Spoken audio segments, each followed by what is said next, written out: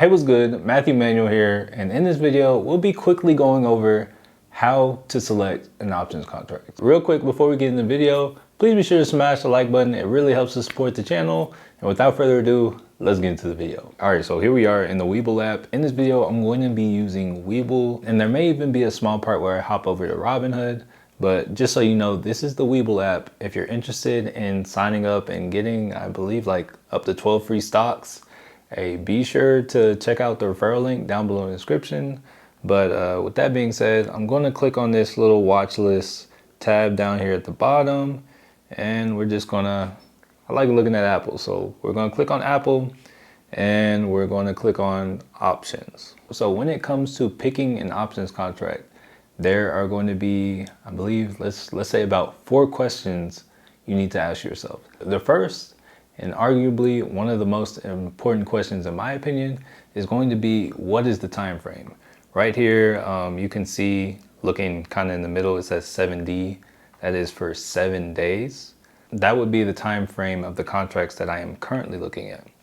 But I am going to collapse that because you may want to look at a longer time frame. Say you wanted to make this trade over the next few weeks, few months, or maybe even the next year. That's going to determine the time frame for when you get the contract. And for those of you that don't know, taking a look at the $160 call for 28 days out, it is $8.37 per share.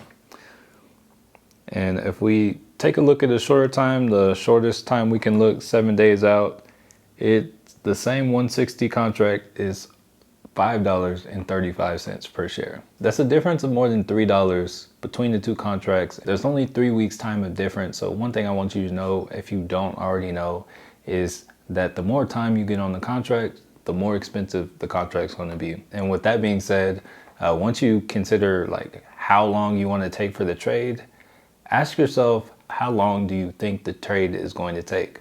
So for instance, say you want to make the trade over the next 2 weeks or so.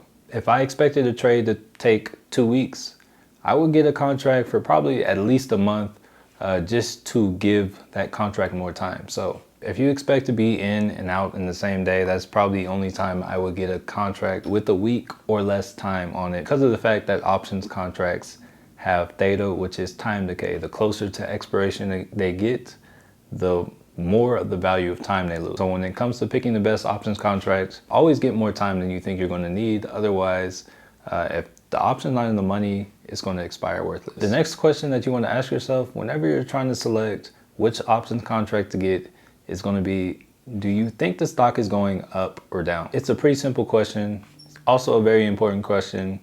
And the only reason I don't think this is more important than the time frame is because depending on how long your time frame, the stock will surely go up and down, because stocks don't move in a straight line. So with that being said, with the time frame that you have in play, do you think it's going to go up or down?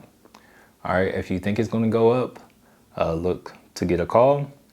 If you think it's going to go down, look to get a put. Now the next question, which is probably going to be the most helpful when it comes to picking the strike price, is going to be, where do you think the stock is going to go? If you know what time frame you want, you know which direction you expect it to go, where do you think the stock's going to go? So here, looking at Apple again, is currently trading at 164.66, and say I think it's going to 170. 170 gives me kind of a price target, kind of an area to sell out, but we're not really talking about when to sell out of the contract. Right now, we are just talking about selecting it. So when it comes to where you think it's going to go, keep that in mind. Now we're going to hop over to Robinhood real quick and talk about the break even. So here we are in Robinhood again, and we are looking at Apple. I'm going to hit trade options. And if you don't have trade options, you need to go into your settings and like apply for options. But assuming you already have that taken care of, let's go look at Apple. This is one small feature that I think is nice that Robinhood has that Webull actually doesn't, or at least I haven't been able to find it until after you purchase it. So I would say the last and final thing that you kind of want to consider whenever you're buying the contract is going to be, what is your break-even price? And for those of you that don't know what the break-even is, the break-even is the price that the stock needs to be at expiration in order for you to not have lost money or made money. So looking at the calls and looking at, let's say, a 170 call, again, say we were expecting it to go to 170, and say we were expecting it to go to 170 over the span of a month.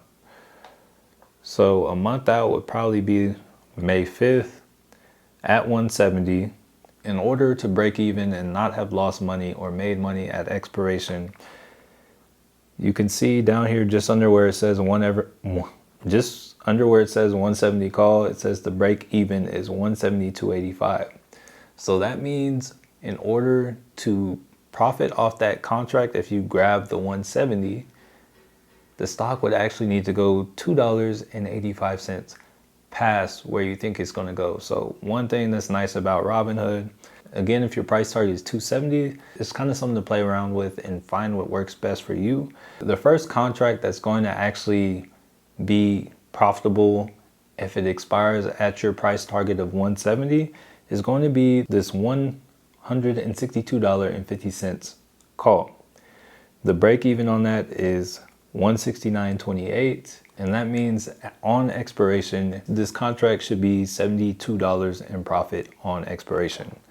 So with that being said, that is just a major thing to consider. If you have your price target, you know where it's going. That is kind of a smarter way to look at selecting your options contracts. But with that being said, you want to get more time than you expect you need. So for instance, if it goes to 170 and you've only been in the contract for a week, you're likely to be up a few $100s on that contract. So keep that in mind. But with that being said, that is how you select an options contract, or at least that is the process I go through of selecting an options contract. If you have any questions, comments, anything like that, hey, be sure to leave those down below. If you enjoyed this video or learned anything, be sure to smash the like button. And if for some reason you made it this far and haven't already, please be sure to subscribe and hit the bell notification icon so that you don't miss any future content. And last but certainly not least, thank you so much for watching, and peace.